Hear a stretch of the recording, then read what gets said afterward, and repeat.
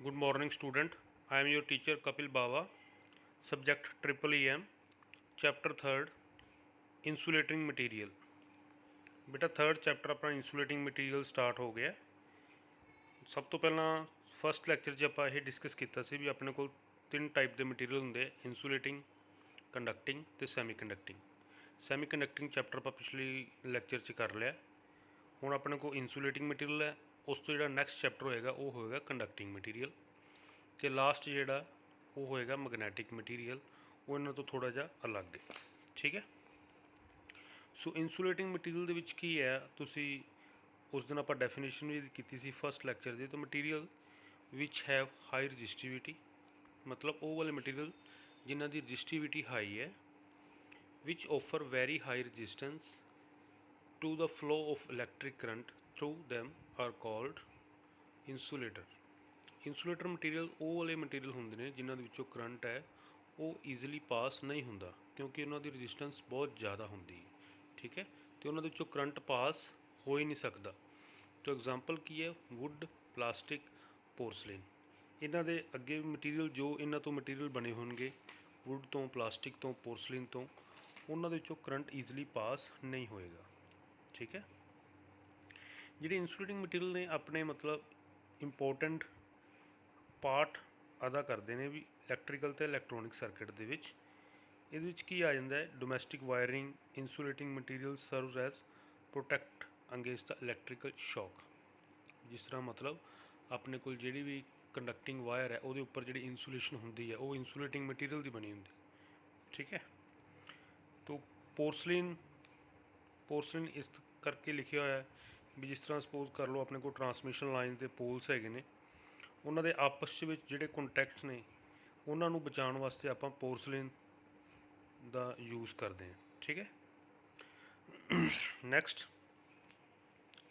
ਬੇਟਾ ਆਪਣੇ ਕੋਲ ਹੈਗਾ ਵੀ ਕੋਈ ਵੀ ਇੰਸੂਲੇਟਿੰਗ ਮਟੀਰੀਅਲ ਆਪਾਂ ਉਹਦੀ ਸਿਲੈਕਸ਼ਨ ਕਰਨੀ ਹੈ ਤਾਂ ਆਪਣੇ ਕੋਲ ਕੀ ਕੀ ਚੀਜ਼ਾਂ ਧਿਆਨ 'ਚ ਰੱਖਣੀਆਂ ਹੁੰਦੀਆਂ।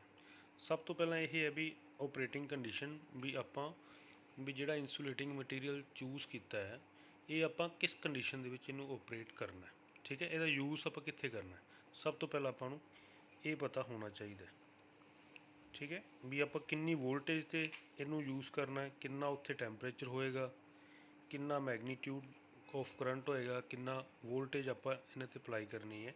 ਇਹ ਸਾਰੀ ਕੰਡੀਸ਼ਨ ਆਪਾਂ ਨੂੰ ਪਤਾ ਹੋਣੀ ਚਾਹੀਦੀ ਹੈ। ਇਹਨੂੰ ਬੋਲਦੇ ਓਪਰੇਟਿੰਗ ਕੰਡੀਸ਼ਨਸ, ਵੀ ਕਿੱਥੇ ਆਪਾਂ ਇੰਸੂਲੇਟਿੰਗ ਮਟੀਰੀਅਲ ਯੂਜ਼ ਕਰਨਾ ਹੈ। ਸੈਕਿੰਡ ਹੈ ਈਜ਼ੀ ਇਨ ਸ਼ੇਪਿੰਗ, ਮਤਲਬ ਕੀ ਹੈ ਵੀ ਆਪਾਂ ਇੰਸੂਲੇਟਿੰਗ ਮਟੀਰੀਅਲ ਉਹ ਵਾਲਾ ਚੂਜ਼ ਕਰਨਾ ਜਿਹੜੀ ਮੰਨ ਲਓ ਉਹਦੀ ਪ੍ਰੋਪਰਟੀ ਹੈ ਉਹ ਈਜ਼ੀਲੀ ਫੈਬਰੀਕੇਸ਼ਨ ਹੋ ਜਾਵੇ, ਠੀਕ ਹੈ। ਤਾਂ ਕਿ ਜਦੋਂ ਆਪਾਂ ਉਹਨੂੰ ਯੂਜ਼ ਕਰਨਾ ਵੀ ਅਕੋਰਡਿੰਗ ਟੂ ਸਾਈਜ਼ ਆ ਜਾਏ, ਅਕੋਰਡਿੰਗ ਟੂ ਸ਼ੇਪ ਆ ਜਾਏ ਜਿਹੜੀ ਆਪਾਂ ਨੂੰ ਚਾਹੀਦੀ ਹੈ, ਠੀਕ ਹੈ। ਉਹਦੀ ਈਜ਼ੀ ਸ਼ੇਪਿੰਗ ਚਾਹੀਦੀ ਹੈ, ਵੀ ਮਤਲਬ ਜਿਸ ਸ਼ੇਪ 'ਚ ਆਪਾਂ ਮਤਲਬ ਉਹਨੂੰ ਲੈਣਾ ਚਾਹੀਏ ਤਾਂ ਉਸ ਸ਼ੇਪ ਦੇ ਵਿੱਚ ਉਹ ਮੋਲਡ ਹੋ ਜਾਏ, ਤੁਹਾਨੂੰ ਬੋਲਦੇ ਈਜ਼ੀ ਸ਼ੇਪਿੰਗ। ਜਿਸ ਤਰ੍ਹਾਂ ਸਪੋਜ਼ ਕਰ ਲਓ ਆਪਾਂ ਘਰਾਂ ਦੇ ਵਿੱਚ ਵਾਇਰਿੰਗ ਕਰਦੇ ਹਾਂ, ਇੱਕ ਵਾਇਰ ਦੇ ਨਾਲ ਆਪਾਂ ਸਟੀਲ ਵਾਇਰ ਦੇ ਨਾਲ ਦੂਸਰੇ ਪੁਆਇੰਟ ਤੋਂ ਦੂਸਰੇ ਪੁਆਇੰਟ ਤੱਕ ਵਾਇਰ ਨੂੰ ਆਪਾਂ ਪਹੁੰਚਾਉਂਦੇ ਹਾਂ, ਤਾਂ ਸਟੀਲ ਵਾਇਰ ਦੇ ਨਾਲ ਆਪਾਂ ਖਿੱਚਦੇ ਹਾਂ ਤਾਂ ਰਸਤੇ ਦੇ ਵਿੱਚ ਦੇਖੋ ਕਿੰਨੇ ਬੈਂਡ ਆਉਂਦੇ। ਹੁਣ ਬੈਂਡ ਦੇਖੋ ਆਟੋਮੈਟਿਕਲੀ ਜਿਹੜੀ ਉੱਪਰ ਇੰਸੂਲਿਨ ਹੈ ਜਾਂ ਅੰਦਰ ਵਾਲਾ ਜਿਹੜਾ ਮਟੀਰੀਅਲ ਹੈ ਉਹ ਆਟੋਮੈਟਿਕਲੀ ਬੈਂਡ ਹੋ ਜਾਂਦਾ, ਮਤਲਬ ਈਜ਼ੀ ਇਨ ਸ਼ੇਪਿੰਗ। ਸ਼ੇਪ ਜਿਹੜੀ ਵਿੱਚ ਆਪਾਂ ਚਾਹੁੰਦੇ ਹਾਂ ਉਸੇ ਸ਼ੇਪ ਦੇ ਵਿੱਚ ਆਪਾਂ ਨੂੰ ਮੋਲਡ ਹੋ ਸਕਦਾ।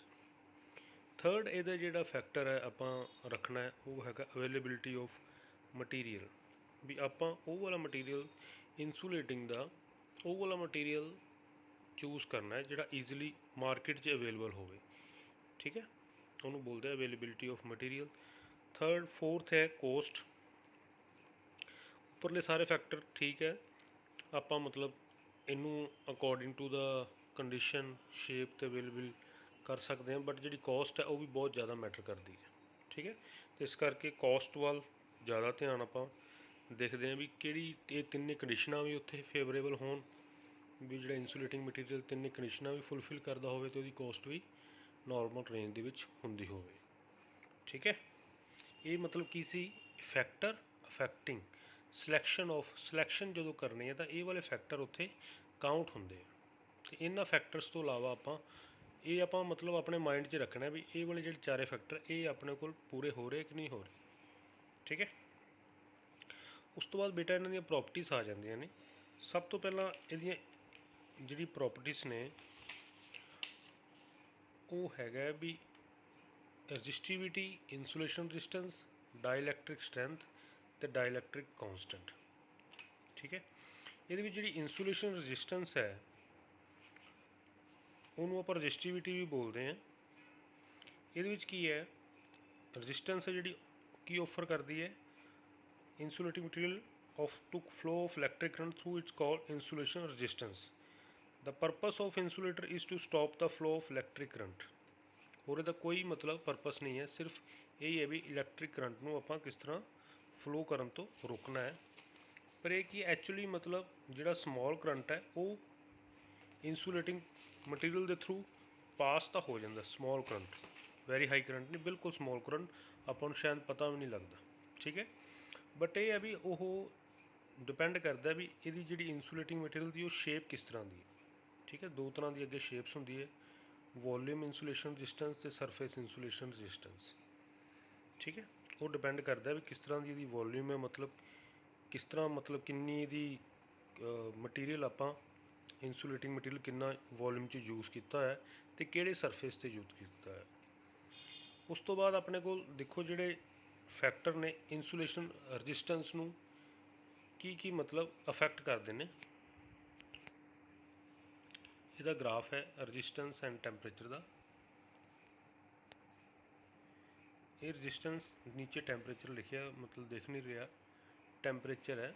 ਇਹਦੇ ਗ੍ਰਾਫ ਦੇਖੋ ਵੀ ਸਟਾਰਟਿੰਗ ਦੇ ਵਿੱਚ ਜਿੱਥੇ ਆਹ ਸੈਂਟਰ ਦੇ ਵਿੱਚ ਸਟਾਰਟਿੰਗ ਦੇ ਵਿੱਚ ਜਿੱਥੇ ਗ੍ਰਾਫ ਸਟਾਰਟ ਹੋਇਆ ਹੈ, ਇੱਥੇ ਦੇਖੋ ਟੈਂਪਰੇਚਰ ਜਿਸ ਤਰ੍ਹਾਂ ਰਾਈਟ ਹੈਂਡ ਸਾਈਡ ਨੂੰ ਵੱਧ ਰਿਹਾ ਅਤੇ ਰਜਿਸਟੈਂਸ ਉੱਪਰ ਨੂੰ ਵੱਧ ਰਹੀ ਹੈ। ਠੀਕ ਹੈ, ਹੁਣ ਜਿਸ ਤਰ੍ਹਾਂ ਟੈਂਪਰੇਚਰ ਵਧੀ ਜਾ ਰਿਹਾ ਹੈ ਉਸ ਤਰ੍ਹਾਂ ਮਤਲਬ ਰਜਿਸਟੈਂਸ ਵੀ ਵਧੀ ਜਾ ਰਹੀ ਹੈ, ਮਤਲਬ ਇਨਸੂਲੇਸ਼ਨ ਰਜਿਸਟੈਂਸ ਤਾਂ ਬਹੁਤ ਜ਼ਿਆਦਾ। ਠੀਕ ਹੈ, ਸੌਰੀ, ਰਜਿਸਟੈਂਸ ਜਿਹੜੀ ਹੈ ਉਹ ਟੈਂਪਰੇਚਰ ਦੇ ਨਾਲ ਘਟੀ ਜਾ ਰਹੀ ਹੈ। ਸਟਾਰਟਿੰਗ ਦੇ ਵਿੱਚ ਆਪਣੇ ਕੋਲ ਟੈਂਪਰੇਚਰ ਘੱਟ ਸੀ, ਤਾਂ ਜਿਸ ਤਰ੍ਹਾਂ ਟੈਂਪਰੇਚਰ ਵਧੀ ਜਾ ਰਿਹਾ ਰਜਿਸਟੈਂਸ ਆਪਣੀ ਘਟੀ ਜਾ ਰਹੀ, ਗ੍ਰਾਫ ਨੀਚੇ ਨੂੰ ਆ ਰਿਹਾ। ਜੇ ਗ੍ਰਾਫ ਉੱਪਰ ਨੂੰ ਜਾਂਦਾ ਤਾਂ ਫਿਰ ਬਿਲਕੁਲ ਉਲਟ ਹੋਣਾ ਸੀ। ਹੁਣ ਜਿਹੜਾ ਗ੍ਰਾਫ ਹੈ ਉਹ ਨੀਚੇ ਨੂੰ ਆ ਰਿਹਾ, ਮਤਲਬ ਸਟਾਰਟਿੰਗ ਜਦੋਂ ਟੈਂਪਰੇਚਰ ਘੱਟ ਸੀ ਉਦੋਂ ਰਜਿਸਟੈਂਸ ਜ਼ਿਆਦਾ ਸੀ, ਜਿਸ ਤਰ੍ਹਾਂ ਟੈਂਪਰੇਚਰ ਵਧੀ ਜਾ ਰਿਹਾ ਉਸ ਤਰ੍ਹਾਂ ਉਹਦੀ ਰਜਿਸਟੈਂਸ ਘਟੀ ਜਾ ਰਹੀ ਹੈ, ਮਤਲਬ ਇਹ ਇਨਵਰਸਲੀ ਪ੍ਰਪੋਰਸ਼ਨਲ ਹੋ ਗਏ ਇੱਕ ਦੂਸਰੇ ਦੇ। ਠੀਕ ਹੈ, ਇਨਵਰਸਲੀ ਪ੍ਰਪੋਰਸ਼ਨਲ ਕੀ, ਗ੍ਰਾਫ ਜਿਸ ਤਰ੍ਹਾਂ ਟੈਂਪਰੇਚਰ ਇਨਕਰੀਜ਼ ਹੋ ਰਿਹਾ ਤਾਂ ਰਜਿਸਟੈਂਸ ਉਹਦੀ ਡਿਕਰੀਜ਼ ਹੋ ਰਹੀ ਹੈ। ਠੀਕ ਹੈ, ਅਗਲਾ ਫੈਕਟਰ ਹੈਗਾ ਮੋਇਸਚਰ। ਇੱਕ ਫੈਕਟਰ ਹੋ ਗਿਆ ਵੀ ਜਿਹੜਾ ਇਨਸੂਲੇਸ਼ਨ ਰਜਿਸਟੈਂਸ ਨੂੰ ਕਾਊਂਟ ਕਰਦਾ ਵੀ ਟੈਂਪਰੇਚਰ, ਵੀ ਸਪੋਜ਼ ਕਰ ਲਓ ਗਰਮੀਆਂ ਦੇ ਵਿੱਚ ਜਿਹੜਾ ਟੈਂਪਰੇਚਰ ਹੈ, ਜੇ ਸਪੋਜ਼ ਕਰ ਲਓ ਵਾਇਰ ਜਿਹਦੇ ਉੱਪਰ ਇਨਸੂਲੇਸ਼ਨ ਹੋਈ ਹੈ ਉਹਦੇ ਵਿੱਚ ਦੇਖੋ ਜਿਹੜੀ ਵਾਇਰ ਹੈ ਉੱਪਰ ਗਰਮੀਆਂ ਦੇ ਵਿੱਚ ਉਹਦੀ ਰਜਿਸਟੈਂਸ ਜ਼ਿਆਦਾ ਘੱਟ ਹੋਏਗੀ। ਠੀਕ ਹੈ, ਕਿਉਂਕਿ ਬਾਹਰ ਜਿਹੜਾ ਟੈਂਪਰੇਚਰ ਹੈ ਜ਼ਿਆਦਾ ਹੈ, ਅਤੇ ਜਿਹੜਾ ਮਤਲਬ ਜੇ ਸਰਦੀਆਂ ਦੇ ਵਿੱਚ ਹੈ ਉੱਥੇ ਟੈਂਪਰੇਚਰ ਘੱਟ ਹੈ, ਇਹਦਾ ਮਤਲਬ ਕਿ ਉੱਥੇ ਰਜਿਸਟੈਂਸ ਜ਼ਿਆਦਾ ਹੋਏਗੀ। ਠੀਕ ਹੈ, ਇਹ ਇੱਕ ਫੈਕਟਰ ਹੈ ਜਿਹੜਾ ਇਨਸੂਲੇਸ਼ਨ ਰਜਿਸਟੈਂਸ ਨੂੰ ਕਾਊਂਟ ਕਰਦਾ। ਸੈਕਿੰਡ ਹੈ ਜਿਹੜਾ ਮੋਇਸਚਰ ਹੈ, ਸਪੋਜ਼ ਕਰ ਲਓ ਆਪਾਂ ਕਿਤੇ ਇਨਸੂਲੇਸ਼ਨ ਮਟੀਰੀਅਲ ਯੂਜ਼ ਕੀਤਾ ਹੈ, ਵਾਇਰ ਆਪਾਂ ਬਾਹਰਲੀ ਸਾਈਡ ਲਗਾਈ ਹੋਈ ਹੈ, ਉੱਪਰ ਉਹਨੂੰ ਕਵਰ ਨਹੀਂ ਕੀਤਾ ਹੋਇਆ ਬਾਹਰੋਂ ਵਾਇਰ ਨੂੰ, ਤਾਂ ਮੋਇਸਚਰ ਮਤਲਬ ਜਿਹੜਾ ਹੈਗਾ ਉਹ ਵੀ ਕਾਫੀ ਕਾਊਂਟ ਕਰਦਾ। ਉਹਦੇ ਨਾਲ ਵੀ ਕੀ ਕਰਦੀ ਹੈ, ਇਨਸੂਲੇਸ਼ਨ ਰਜਿਸਟੈਂਸ ਡਿਕਰੀਜ਼ ਹੁੰਦੀ ਹੈ। ਠੀਕ ਹੈ, ਸੋ ਆਪਾਂ ਨੂੰ ਮਤਲਬ ਇਹ ਵਾਲੀ ਜਿਹੜੀ ਕੰਡੀਸ਼ਨ ਹੈ ਇਹ ਵੀ ਕਾਊਂਟ 'ਚ ਕਰਨੀ ਪੈਂਦੀ ਹੈ। ਉਸ ਤੋਂ ਬਾਅਦ ਹੈਗਾ ਵੋਲਟੇਜ, ਵੀ ਜਿਹੜੀ ਆਪਾਂ ਵੋਲਟੇਜ ਜਿਸ ਵੋਲਟੇਜ 'ਤੇ ਆਪਾਂ ਕੰਮ ਕਰ ਰਹੇ ਹਾਂ ਉਹ ਡਿਪੈਂਡ ਕਰਦੀ ਹੈ ਵੀ ਆਪਾਂ ਮਤਲਬ ਕਿਸ ਟਾਈਪ ਦੀ ਇਨਸੂਲੇਸ਼ਨ ਕੀਤੀ ਹੋਈ ਹੈ। ਠੀਕ ਹੈ, ਵੀ ਕਿੰਨੀ ਰੇਟਿੰਗ ਦੀ ਵੋਲਟੇਜ ਦੇ ਨਾਲ ਆਪਾਂ ਇਸ ਜਿਹੜੀ ਇਨਸੂਲੇਸ਼ਨ ਰਜਿਸਟੈਂਸ ਉੱਪਰ ਹੋਈ ਹੈ ਕਿਸੇ ਵੀ ਮਟੀਰੀਅਲ, ਕੰਡਕਟਿੰਗ ਮਟੀਰੀਅਲ ਦੇ ਉੱਪਰ ਜਿਹੜੀ ਇਨਸੂਲੇਸ਼ਨ ਰਜਿਸਟੈਂਸ ਹੋਈ ਹੈ ਕਿੰਨੇ ਵੋਲਟੇਜ ਆਪਾਂ ਕਰ ਰਹੇ ਹਾਂ, ਜਿਵੇਂ ਜ਼ਿਆਦਾ ਵੋਲਟੇਜ ਵਧਾਈ ਜਾਵਾਂਗੇ ਉਸੇ ਤਰ੍ਹਾਂ ਉਹਦੀ ਇਨਸੂਲੇਸ਼ਨ ਰਜਿਸਟੈਂਸ ਵੀ ਘਟੀ ਜਾਏਗੀ। ਤਾਂ ਉਸ ਤੋਂ ਬਾਅਦ ਹੈਗਾ ਇੱਕ ਫੈਕਟਰ ਹੈਗਾ ਏਜ ਫੈਕਟਰ ਕੀ ਹੈ, ਵੀ ਜਿਸ ਤਰ੍ਹਾਂ ਮਤਲਬ ਕੋਈ ਵੀ ਵਾਇਰ ਯੂਜ਼ ਕੀਤੀ ਹੈ, ਹਜੇ ਤਾਂ ਸਟਾਰਟਿੰਗ 'ਚ ਮੰਨ ਲਓ 2-3 ਮਹੀਨੇ ਹੋਏ ਆ, ਜਦੋਂ 2-3 ਸਾਲ ਹੋ ਜਾਣਗੇ, ਠੀਕ ਹੈ, ਉੱਪਰ ਦੇਖੋ ਤੁਸੀਂ ਵਾਇਰ ਦੇ ਉੱਪਰ ਜਿਹੜਾ ਇਨਸੂਲੇਟਿੰਗ ਮਟੀਰੀਅਲ ਕਵਰ ਕੀਤਾ ਹੈ थोड़े थोड़े पोर्स आने स्टार्ट हो जाएंगे, मतलब की है भी उसकी लाइफ भी घटी जा रही है। सो मतलब इस ਜਿਹੜੇ 4 फैक्टर ने टैंपरेचर, मॉइस्चर, वोल्टेज तो एज, ये भी मतलब काउंट करते हैं भी ये सारे की करते हैं फैक्टर हैं ਜਿਹੜੇ इंसुलेशन रजिस्टेंस ਨੂੰ अफेक्ट करते। ठीक है। उस तो बाद अपने को आ गया बेटा डाइलैक्ट्रिक स्ट्रेंथ। डाइलैक्ट्रिक स्ट्रेंथ की चीज़ है, फस्ट रजिस्टिविटी सी ना इंसुलेशन रजिस्टेंस, वो दो तरह की है, वॉल्यूम इंसुलेशन तो सरफेस वो फैक्टर मैं तुहानूं दसते टैंपरेचर, मॉइस्चर, वोल्टेज तो एज जिन्हों के उपर इंसुलेशन रजिस्टेंस डिपेंड करती है। सैकेंड पॉइंट अपने को है डाइलैक्ट्रिक स्ट्रेंथ।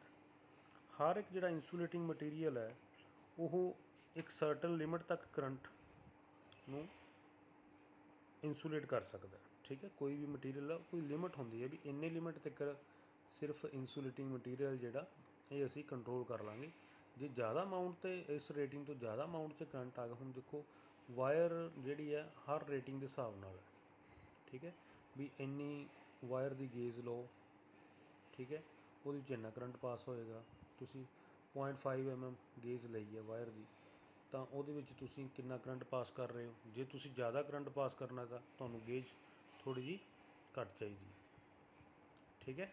वो मतलब गेज तो वो साइज़ के अकॉर्डिंग बिल्कुल उल्ट होंदा ना, जिस तरह गेज इनू उल्ट काउंट करते हैं भी गेज घटती रहिंदी है, वो जी वैल्यू वो वधदी जाती है। जिहड़ा गेज मीटर होंदा ना, तुहानूं क्लास दिखाया गेज मीटर, जो क्लास लगे को दिखा देंगे गेज मीटर के अकॉर्डिंग भी ये जी वैल्यू आप काउंट करते हैं भी 0.5 mm, 1.5 mm, 2 mm, जिस तरह वायरिंग तुम घर करते हो तो डिफरेंट साइज़ की गेज की वायरिंग आप करते हैं। तो क्यों करते हैं भी कितना करंट आप ये पास कराना है, वो डिपेंड करता है भी एक वायर की कैपेसिटी चो भी कितना को करंट ये पास हो सकता। हुण जी उपर इंसुलेशन हुई होएगी उत्ते भी मतलब करंट लिमिट हैगी है भी इस लिमिट तो ज़्यादा आप करंट ये पास नहीं कर सकते।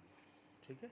तो उसनों की बोलते जे आप मान लो वोल्टेज है ज़्यादा, सपोज कर लो 220 वोल्टेज की आप मतलब वो वाली वायर यूज़ कर रहे हैं, तो वोल्टेज उत्थे आप ज़्यादा मतलब लै रहांगे तो वो की हो जाएगा भी जी इंसुलेटिंग प्रॉपर्टीज़ हैगी उस मटीरियल की वो ब्रेक डाउन हो जाएगी। ठीक है। वो इंसुलेशन खत्म हो जाएगी। इंसुलेशन का की मतलब करंट जोड़ा कंडक्टिंग मटीरियल के उपर आप इंसुलेशन किया है भी की मतलब है उपर करंट नहीं आएगा, अंदर अंदर कनैक्टर के करंट फ्लो करेगा। बट जो हाई वोल्टेज आप उस वायर को यूज़ करांगे तो वो जी उपर वाली कवर है इंसुलेटिंग मटीरियल का वो अपनी प्रॉपर्टी लॉस कर जाएगा। ठीक है। जी वोल्टेज है वो हाई लै ली क्योंकि तो वो जी उपर वाली सतह है वो सारी मतलब अपनी जी प्रॉपर्टीज़ है वो सारी खत्म कर देगी तो वो भी करंट पास हो जाएगा जे आप हाई वोल्टेज से उस इंसुलेटिंग मटीरियल यूज़ किया होया है। ठीक है। तो ये जोड़ा डाइलैक्ट्रिक स्ट्रेंथ भी इफैक्ट यही सारिया चीज़ा करदियां ने। Temperature, moisture, thickness of the insulator, age, supply frequency. ठीक है। तो उस तो बाद अपने को आ जाता एक थर्ड पॉइंट डाइलैक्ट्रिक कॉन्सटेंट।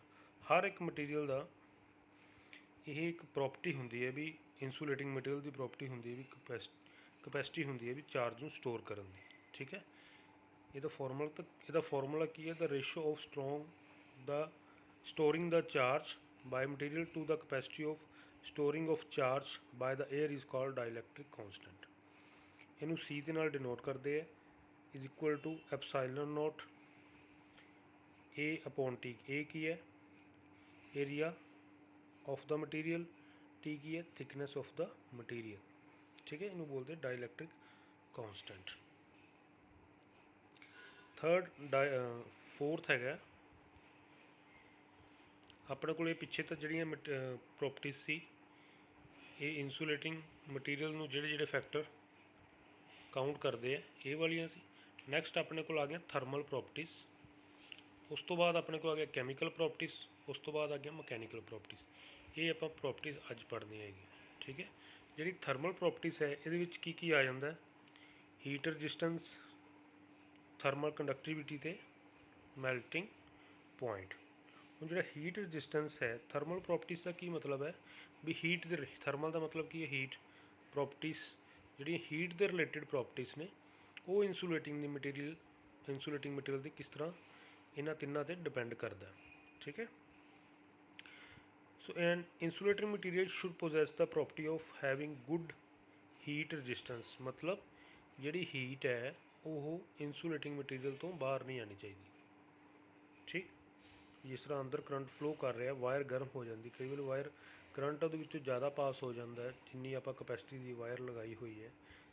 ਠੀਕ ਹੈ, ਜਿੰਨੀ ਰੇਟਿੰਗ ਦੀ ਕਰੰਟ ਕਪੈਸਿਟੀ ਆਪਾਂ ਵਾਇਰ ਲਗਾਈ ਹੈ ਉਸ ਤੋਂ ਜ਼ਿਆਦਾ ਜੇ ਕਰੰਟ ਪਾਸ ਕਰੇਗਾ ਤਾਂ ਵਾਇਰ ਆਪਣੀ ਗਰਮ ਹੋ ਜਾਂਦੀ। ਤਾਂ ਹੀਟ ਦੀ ਰਜਿਸਟੈਂਸ ਹੋਣੀ ਚਾਹੀਦੀ ਹੈ ਵੀ ਹੀਟ ਵਾਇਰ ਤੋਂ ਬਾਹਰ ਨਹੀਂ ਆਉਣੀ ਚਾਹੀਦੀ। ਜੇ ਬਾਹਰ ਆ ਰਹੀ ਹੈ ਮਤਲਬ ਉਹਦੀ ਰਨਿੰਗ ਕਪੈਸਿਟੀ ਜਿਹੜੀ ਹੈਗੀ actual capacity of the wire ਉਸ ਤੋਂ ਮਤਲਬ ਜ਼ਿਆਦਾ ਕਰੰਟ ਉਹ 'ਚੋਂ ਫਲੋ ਹੋ ਰਿਹਾ। ਠੀਕ ਹੈ, ਤੈਨੂੰ ਆਪਾਂ ਕਹਿ ਸਕਦੇ ਹਾਂ ਵੀ insulating material should not show much variation in its insulating property. ਇਸ ਦੇ ਅੱਗੇ ਮਤਲਬ ਕਲਾਸਿਸ ਆ ਜਾਂਦੀ, Y insulation, class A insulation, class E insulation. ਇਹ ਤੁਸੀਂ ਬੁੱਕ ਦੇ ਵਿੱਚ ਰੈਫਰ ਕਰਨਾ ਵੀ ਇਹਨਾਂ ਦੀ ਕਲਾਸਿਸ ਬਣਾਈਆਂ ਹੋਈਆਂ ਨੇ। ਠੀਕ ਹੈ, ਡਿਗਰੀਜ਼ ਦੇ ਅਕੋਰਡਿੰਗ ਵੀ ਕਿੰਨੀ ਡਿਗਰੀ, ਜਿਸ ਤਰ੍ਹਾਂ ਵਾਈ ਕਲਾਸ ਹੈ ਉਹ 90 ਡਿਗਰੀ ਸੈਲਸੀਅਸ ਤੱਕ ਟੈਂਪਰੇਚਰ ਨੋਰਮਲ ਓਪਰੇਟ ਕਰ ਸਕਦਾ ਹੈ। ਕਲਾਸ ਜਿੱਥੇ ਜ਼ਿਆਦਾ ਮਤਲਬ ਆਪਾਂ ਨੂੰ ਟੈਂਪਰੇਚਰ ਹਾਈ ਹੈ ਉੱਥੇ ਵੀ ਤਾਂ ਆਪਾਂ ਮਤਲਬ ਇਨਸੂਲੇਟਿੰਗ ਮਟੀਰੀਅਲ ਯੂਜ਼ ਕਰਦੇ ਹਾਂ ਨਾ। ਤਾਂ ਇਹ ਕਲਾਸ ਏ 105 ਡਿਗਰੀ ਸੈਲਸੀਅਸ, ਕਲਾਸ ਈ 120 degree Celsius, class B 130 degree, ਇਹ ਅੱਗੇ ਕਲਾਸਿਸ ਹੈਗੀਆਂ ਨੇ ਹੀਟ ਰਜਿਸਟੈਂਸ ਦੇ ਅੱਗੇ। ਠੀਕ ਹੈ, ਉਸ ਤੋਂ ਬਾਅਦ ਹੈਗਾ ਆਪਣੇ ਕੋਲ ਥਰਮਲ ਕੰਡਕਟੀਵਿਟੀ। ਇਸ ਦੇ ਵਿੱਚ ਕੀ ਹੈ, the insulating material should have good conductor of heat so that of some heat is developed in conducting material surrounded by an insulating material, then its heat through the surrounding insulating material will dissipate to the atmosphere. If the insulating material will not be a good conductor of heat, then heat of the conducting material wrapped in insulating material will not properly dissipated and it will be overheated. Also it will heat up the insulating material.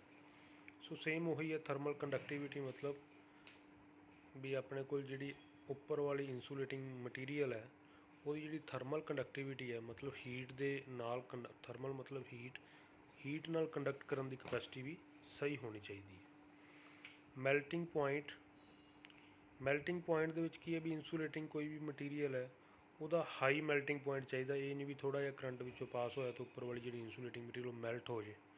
ਸੋ ਜਿਹੜਾ ਕਈ ਵੇਲੇ virus ਆ ਗਈਆਂ ਨੇ, ਮਤਲਬ local company ਦੀ wire ਆ, ਉੱਪਰ ਜਿਹੜੀ ਇਨਸੂਲੇਟਿੰਗ ਮਟੀਰੀਅਲ ਉਹਦੀ ਇਨਸੂਲੇਸ਼ਨ ਕੀਤੀ ਹੋਏਗੀ ਉਹ ਮਤਲਬ ਉਹਦਾ ਮੈਲਟਿੰਗ ਪੁਆਇੰਟ ਘੱਟ ਹੋਏਗਾ, ਅਤੇ ਜਿਹੜੀ ਵਧੀਆ ਕੰਪਨੀ ਦੀ ਹੈ ਉਹਦੀ ਥੋੜ੍ਹੀ ਜਿਹੀ ਮੈਲਟਿੰਗ ਪੁਆਇੰਟ ਜ਼ਿਆਦਾ ਹੋਏਗਾ। ਠੀਕ ਹੈ, ਸੋ ਮੈਲਟਿੰਗ ਪੁਆਇੰਟ ਵੀ ਬਹੁਤ ਵੱਡਾ ਫੈਕਟਰ ਹੈ। ਅੱਗੇ ਬੇਟਾ ਆਪਣੇ ਕੋਲ ਆ ਗਿਆ ਕੈਮੀਕਲ ਪ੍ਰੋਪਰਟੀਜ਼। ਕੈਮੀਕਲ ਪ੍ਰੋਪਰਟੀਜ਼ ਦੇ ਵਿੱਚ ਆਪਣੇ ਕੋਲ ਕੈਮੀਕਲ ਰਜਿਸਟੈਂਸ, ਇਹਦਾ ਕੀ ਮਤਲਬ ਹੈ ਵੀ ਕੋਈ ਵੀ ਜਿਸ ਤਰ੍ਹਾਂ ਕੋਈ ਕੈਮੀਕਲ ਕਿਸੇ ਇਨਸੂਲੇਟਿੰਗ ਮਟੀਰੀਅਲ ਦੇ ਉੱਪਰ ਪੈ ਗਿਆ। ਠੀਕ ਹੈ, ਕਿਸੇ ਵਾਇਰ ਦੇ ਉੱਪਰ ਇਨਸੂਲੇਟਿੰਗ ਮਟੀਰੀਅਲ ਹੋਇਆ ਉਹਦੇ ਉੱਪਰ ਕੋਈ ਨਾ ਕੋਈ ਕੈਮੀਕਲ ਪੈ ਗਿਆ ਤਾਂ ਉਹ ਕੀ ਹੈ, ਜਿਹੜਾ ਕੈਮੀਕਲ ਹੈ ਉਹਦੇ ਉੱਪਰ ਇਫੈਕਟ ਨਹੀਂ ਕਰਨਾ ਚਾਹੀਦਾ। ਠੀਕ ਹੈ, ਉਹ ਕੈਮੀਕਲ ਰਜਿਸਟੈਂਸ ਹੋਣਾ ਚਾਹੀਦਾ। ਇਹ ਨਾ ਹੋਵੇ ਬਾਰਿਸ਼ ਹੈ, ਸਪੋਜ਼ ਕਰ ਲਓ ਵਾਇਰਿੰਗ ਬਾਹਰ ਹੈ, ਮਤਲਬ ਐਸਿਡਿਕ ਰੇਨ ਹੋ ਰਹੀ ਹੈ ਤਾਂ ਉੱਪਰ ਵਾਲੀ ਜਿਹੜੀ ਇਨਸੂਲੇਸ਼ਨ ਹੈ ਉਹ ਐਸਿਡਿਕ ਰੇਨ ਨਾਲ ਹੀ ਖ਼ਰਾਬ ਹੋ ਜੇ। ਠੀਕ ਹੈ, ਅਤੇ ਇਸ ਕਰਕੇ ਜਿਹੜੀ ਪ੍ਰੋਪਰਟੀ ਹੈ ਕੈਮੀਕਲ ਰਜਿਸਟੈਂਸ, ਵੀ ਕੋਈ ਵੀ ਜਿਹੜਾ ਇਨਸੂਲੇਟਿੰਗ ਮਟੀਰੀਅਲ ਹੈ ਉਹ ਕੈਮੀਕਲ ਰਜਿਸਟੈਂਸ ਹੋਣਾ ਚਾਹੀਦਾ ਵੀ ਉਹਦੇ ਉੱਪਰ ਜੇ ਕੈਮੀਕਲ ਕੋਈ ਥੋੜ੍ਹੀ ਬਹੁਤੀ ਅਮਾਊਂਟ ਦੇ ਵਿੱਚ ਗਿਰ ਗਿਆ ਨਾ ਜਾਂ ਪੈ ਗਿਆ ਤਾਂ ਉਹਦੀ ਜਿਹੜੀ ਇਨਸੂਲੇਟਿੰਗ ਪ੍ਰੋਪਰਟੀ ਹੈ ਉਹ ਖ਼ਰਾਬ ਨਹੀਂ ਹੋਣੀ ਚਾਹੀਦੀ। ਠੀਕ ਹੈ, ਅਗਲਾ ਪੁਆਇੰਟ ਆ ਗਿਆ ਹਾਈਡਰੋਸਕੋਪੀਸਿਟੀ। ਇਹ ਉਹ ਵਾਲੀ ਪ੍ਰੋਪਰਟੀ ਹੈ ਕਿਸੇ ਮਟੀਰੀਅਲ ਦੀ ਜਿਹਦੇ ਨਾਲ ਇਹ ਮੋਇਸਚਰ ਨੂੰ ਐਬਜ਼ੋਰਬ ਕਰਦੀ ਹੈ। ਹਾਈਡਰੋਸਕੋਪੀਸਿਟੀ, ਹਾਈਡਰੋ ਮਤਲਬ ਵਾਟਰ ਰਿਲੇਟਿਡ ਹੈ, ਸਕੋਪੀਸਿਟੀ ਮਤਲਬ ਇਹ ਕਿੰਨਾ ਕੁ ਕਿਸੇ ਮੋਇਸਚਰ ਨੂੰ ਐਬਜ਼ੋਰਬ ਕਰ ਸਕਦੀ ਹੈ। ਠੀਕ ਹੈ, ਇਹ ਕਿਸੇ ਮਟੀਰੀਅਲ ਦੀ ਇਨਸੂਲੇਟਿੰਗ ਮਟੀਰੀਅਲ ਕੋਲ ਇਹ ਵਾਲੀ ਪ੍ਰੋਪਰਟੀ ਨਹੀਂ ਹੋਣੀ ਚਾਹੀਦੀ, ਕਿਉਂਕਿ ਕਿਸੇ ਵੀ ਇਨਸੂਲੇਟਿੰਗ ਮਟੀਰੀਅਲ ਨੂੰ ਮੋਇਸਚਰ ਨੂੰ ਅਸੈਪਟ ਕਰਨ ਦੀ ਪ੍ਰੋਪਰਟੀ ਨਹੀਂ ਹੋਣੀ। ਜੇ ਉਹ ਮੋਇਸਚਰ ਨੂੰ ਅਸੈਪਟ ਕਰੇਗਾ ਮਤਲਬ ਉਹ ਤਾਂ ਫਿਰ ਇਨਸੂਲੇਟਿੰਗ ਮਟੀਰੀਅਲ ਨਹੀਂ ਨਾ ਹੋਏਗਾ, ਉਹ ਕੰਡਕਟਿੰਗ ਬਣ ਜਾਏਗਾ ਜੇ ਉਹਦੇ ਕੋਲ इंसुलेशन ਉਹਦੀ ਖਰਾਬ ਹੋ ਜਾਏਗੀ। ਇਸ ਕਰਕੇ ਜਿਹੜੀ ਹਾਈਡਰੋਸਕੋਪਿਸਿਟੀ ਹੈ ਵੀ ਇਹਦਾ ਕੀ ਮਤਲਬ ਹੈ ਵੀ ਉਹ ਮਤਲਬ ਮੋਇਸਚਰ ਨੂੰ ਐਬਜ਼ੋਰਬ ਨਹੀਂ ਕਰਨਾ ਚਾਹੀਦਾ। ਇਸ ਕਰਕੇ good insulating material must be non hygroscopic. ਠੀਕ ਹੈ, ਨੋਨ ਹਾਈਗਰੋਸਕੋਪਿਕ ਚਾਹੀਦਾ ਕੋਈ ਵੀ ਮਟੀਰੀਅਲ, ਮਤਲਬ ਉਹ ਮੋਇਸਚਰ ਨੂੰ ਐਬਜ਼ੋਰਬ ਕਰਨ ਵਾਲਾ ਆਪਾਂ ਨੂੰ ਮਟੀਰੀਅਲ ਨਹੀਂ ਚਾਹੀਦਾ। ਠੀਕ ਹੈ, ਇਹਨੂੰ ਬੋਲਦੇ ਆ ਹਾਈਡਰੋਸਕੋਪਿਸਿਟੀ। ਇੰਪੋਰਟੈਂਟ ਕੁਐਸਚਨ ਹੈ, 2 ਮਾਰਕਸ ਦਾ ਕੁਐਸਚਨ, ਮਤਲਬ ਕੁਐਸਚਨ ਪਤਾ ਕਰ ਲੈਂਦੇ ਜਾਂ 4 ਮਾਰਕਸ 'ਚ ਵੀ ਆ ਜਾਂਦਾ। ਨੈਕਸਟ ਆਪਣੇ ਕੋਲ ਆ ਗਿਆ ਬੇਟਾ ਸੋਲੇਬਿਲਿਟੀ। ਇਹਦੇ ਵਿੱਚ ਕੀ ਹੈ, ਜਿਹੜੀ ਐਬਿਲਿਟੀ ਹੈ ਇਨਸੂਲੇਟਿੰਗ ਮਟੀਰੀਅਲ ਦੀ, ਇਹ ਕੀ ਹੈ, ਜਦੋਂ ਸਪੋਜ਼ ਕਰ ਲਓ ਕੋਈ ਵੀ